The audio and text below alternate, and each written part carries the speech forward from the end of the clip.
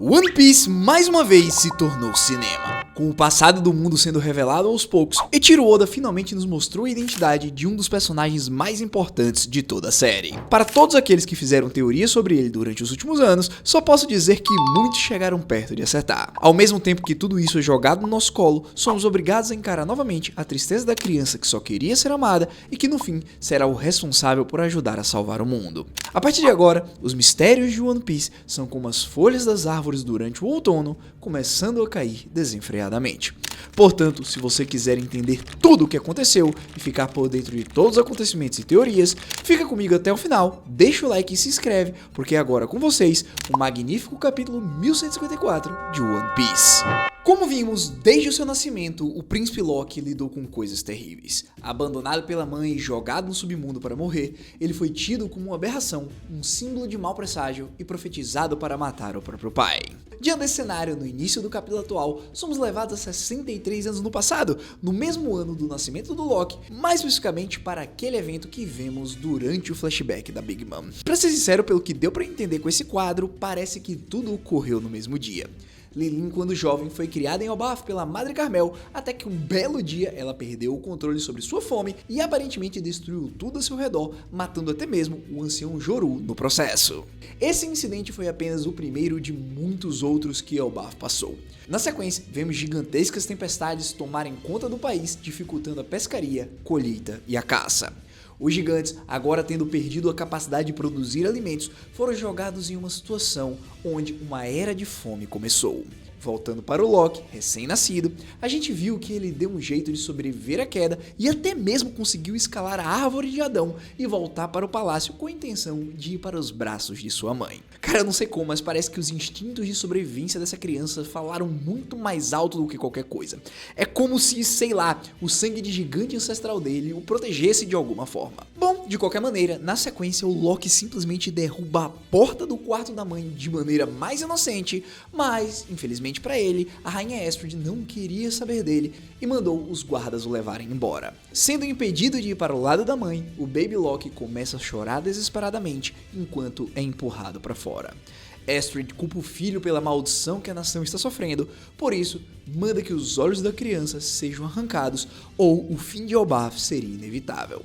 Os guardas, por sua vez, ainda bem que não tiveram coragem de ferir o príncipe e apenas o levaram embora pedindo para que ele não chegasse mais perto do quarto da mãe. Cara, se tem uma coisa que o Oda tem feito desde o capítulo passado é gastando energia e tempo desenhando as expressões e o passado do Loki. Dá pra sentir cada detalhe e cada pontada de pavor neste gigante que não teve culpa de absolutamente nada. Se você parar pra pensar, parece até aquelas lendas antigas dos povos da Idade Média que acreditavam em superstições e faziam coisas terríveis desse tipo. Na sequência, nos é mostrado que a situação em Elbaf estava piorando.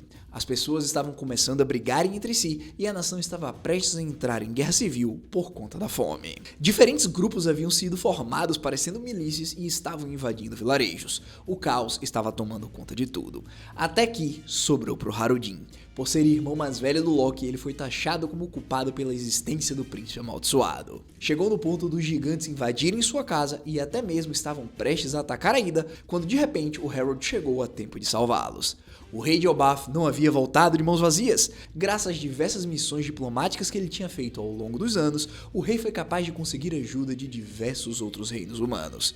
Diante disso, numa belíssima página dupla, nós vemos vários navios chegando com estoques gigantescos de comida. Segundo Harold, os humanos nem perguntaram nada, apenas se inclinaram para ajudar os gigantes. Vários países tiveram que trabalhar juntos e unindo seus esforços para conseguirem juntar essa quantidade que alimentaria até mesmo os gigantes daquele país. Por isso, em um momento de sabedoria, o Harold pede para que todos parem de lutar, que trabalhem juntos, que comam e sejam gratos, pois um dia, quando aqueles países necessitarem, Elbaf estará pronto para ajudá-los. Independente da situação ter sido resolvida a tempo, não podemos deixar de notar que foi aqui que nasceu o rancor do Harudin. Óbvio, tiveram outras coisas que a gente vai ver durante esse capítulo, mas foi daqui que partiu. E a gente não pode culpá-lo, claro. No momento em que a nação mais precisava se unir, Ele e Ida, que nunca fizeram mal a ninguém, foram julgados apenas por terem relações com outra pessoa que ele nem sequer conheceu de perto. Óbvio que até mesmo o Harudin, leal, poderoso e magnífico do jeito que é, iria julgar o irmão e desejar que ele nunca sequer existisse. Ou seja, toda aquela pompa e maneira dele de falar e não querer libertar o Loki é amplificado por esse passado que, sinceramente, o Loki é tão vítima quanto. Por isso que eu vou achar absurdamente lindo quando o Luffy fizer essa ponte que será a libertação dos dois e que, graças a isso, eles poderão se reconciliar e ser os irmãos que o Harold sempre sonhou que eles se tornassem.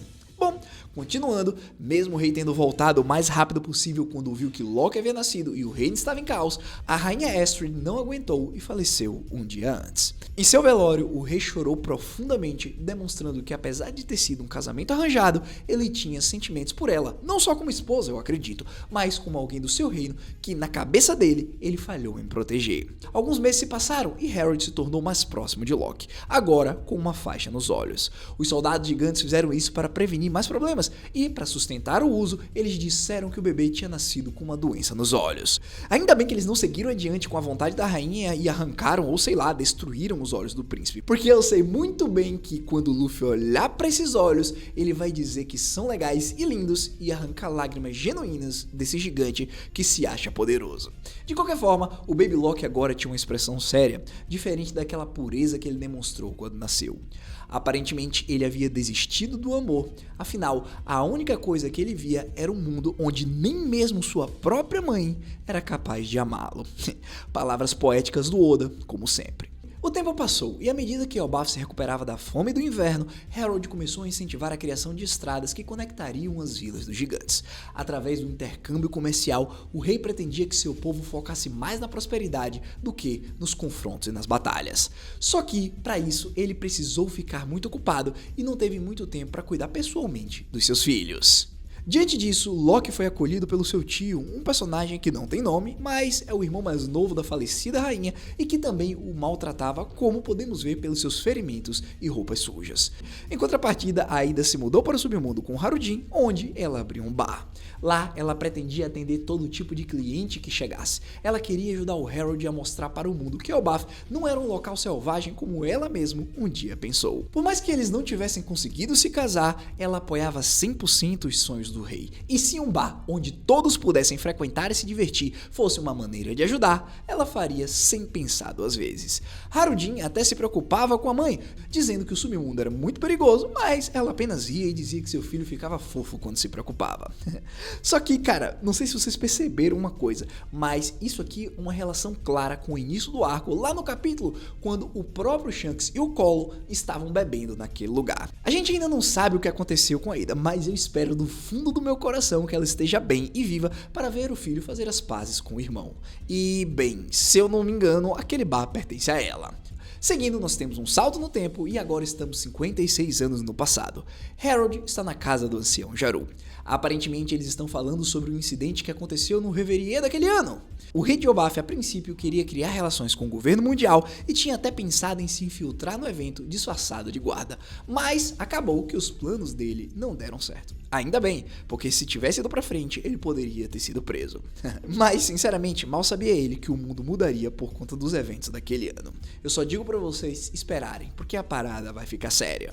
Continuando, Jaru pergunta pro rei se ele já tinha ouvido falar de uma história sobre um tal de Gareirá, um grupo de gigantes ancestrais que eram construtores de navios. Aparentemente esse grupo viajou para fora de Elbaf e um certo dia uma carta chegou dizendo que todos eles haviam sido capturados.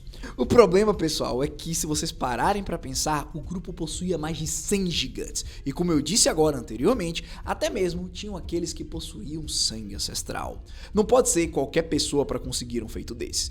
Por isso que o Harold já pensou no governo. Jaru complementa dizendo que no passado um grande inimigo existiu, mas essa parte da história acabou afundando no oceano. Que conveniente, não é mesmo? Algo relacionado ao governo e algum tipo de criatura que poderia lutar diretamente com os gigantes ancestrais sumir? Oh meu Deus, será que Mu tem uma pontinha de culpa nisso daqui? Não sei, né? De qualquer forma, outra coisa interessante que a gente descobre é que há um rumor dizendo que os membros da Gareirá estão congelados em algum lugar. E aqui, pessoal, nós temos 3 coisas super importantes para discutir, e todas elas são extremamente relevantes para o futuro e o passado de One Piece.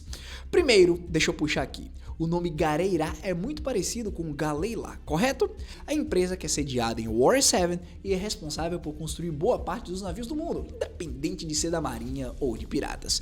Possivelmente o Iceberg escolheu esse nome porque deve ter lido ou ouvido falar sobre o grupo de gigantes. Eu não duvido que até mesmo o próprio Tom tivesse contado para os seus aprendizes sobre isso. Segundo, vocês conseguem ver esses gigantes congelados que aparecem quando o Geru fala, não é mesmo? Agora vamos voltar lá no capítulo 660, quando a Nami e o Chopper estão fugindo com as crianças e de repente aparecem dentro de um local onde dezenas de gigantes estão congelados. Antes de vocês falarem que foi o Aokiji que fez isso, lembre que ele tem apenas 49 anos e esse grupo sumiu há séculos no passado. De qualquer forma, pensando que isso aconteceu em Punk Hazard, eu não posso descartar a possibilidade do envolvimento do governo e que, quem sabe, um antigo usuário da Hiei no Mi foi o responsável por isso. Oda é muito bom em atar pontas soltas, não é mesmo? Aposto que quase ninguém aqui lembrou desse capítulo em específico. De qualquer forma, vamos pular para o terceiro e último ponto. Vamos voltar mais um pouco, mais especificamente para o fim do arco da Ilha dos Tritões, no capítulo 648. Lá, nós vemos o navio Noah destruído e sabemos que foi profetizado que aquela embarcação era necessária para salvar os homens peixes, mas, assim, daquela maneira, não dá. Nesse momento, os reis dos mares começaram a conversar entre eles, perguntando se o navio poderia ser consertado. Nesse momento, um deles fala que eles irão precisar da ajuda deles, mas que é improvável, afinal, os tempos são outros. Não sei como, mas quase que com certeza que os reis dos mares estão falando da Gareirá. Afinal, quem mais teria capacidade de reconstruir ou consertar uma embarcação do tamanho da Arca Noah? Para mim, apenas os gigantes e gigantes ancestrais. Com isso, juntamos esses 3 pontos nessa triangulação e temos um paralelo traçado entre os tritões e os gigantes, que pode vir sim a ser fundamental nos últimos arcos. Levanta a mão pra cima, pessoal, e diga Absolute Cinema. É tanta coisa fazendo sentido que meu cérebro agora tá a milhão e quase explodindo. Mas, calma, porque essa nem é a maior revelação do capítulo. De qualquer forma, voltando, nós vemos que o Loki cresceu ouvindo coisas horríveis do tio, ao mesmo tempo que Elbaf estava alcançando a prosperidade. O rei Harold havia se tornado um símbolo de sucesso e a multidão o aplaudia. Um dia, 48 anos atrás, Loki deu uma surtadinha de leve e invadiu uma vila junto de diversas feras selvagens do submundo. Ele tocava terror em tudo e não queria saber de nada, pois sabiam que ninguém colocaria um dedo sequer nele, afinal, ele era o príncipe. Claro, com exceção do Harudin, que por sua vez tentou desafiar o irmão, mas acabou tomando um porrete no meio da boca. Loki ficou rindo da cara dele, dizendo que a mãe do seu irmão era uma sangue impuro, o que claramente contribuiu muito para o ódio que vemos no presente. Mais uma vez, como eu acabei de dizer, os guardas não podiam fazer nada a não ser observar. E quando eles tentavam argumentar dizendo que o Harudin também era filho do rei, Loki batia nos próprios guardas dizendo para não chamar seu irmão de príncipe. Só que uma coisa que todos nós já percebemos há muito tempo é que esse comportamento não passava de uma fachada. Por mais que Loki tentasse chamar a atenção, o buraco no seu coração nunca foi preenchido. Até que um dia ele saiu correndo e mais uma vez pulou lá de cima do Reino Solar em direção ao submundo. Lá ele arrancou as faixas dos olhos e podemos vê-lo destruído em lágrimas, pois nem morrer ele conseguia. Tenho certeza que muitos de vocês vão puxar o paralelo do Kaido pulando da Ilha dos Céus e o Loki também tentando acabar com a própria vida. E aí vocês vão dizer, haha, são irmãos. Eu já puxei essa teoria. Pode ser que faça sentido, pode ser que não faça. Mas não é importante para o momento, pois se a gente parar para pensar, a vida que o Loki tinha tido até ali tinha sido tão pesada em seus ombros que a única maldição que eu consigo ver é a maldição de não ter sido amado nem pela própria mãe. Ele foi incompreendido e deixado de lado. Nada no mundo conseguia lhe dar significado. Na sequência, quebrando todo tipo de clima de tristeza, uma montanha é cortada no meio, enquanto alguém grita perguntando onde é a entrada daquele país.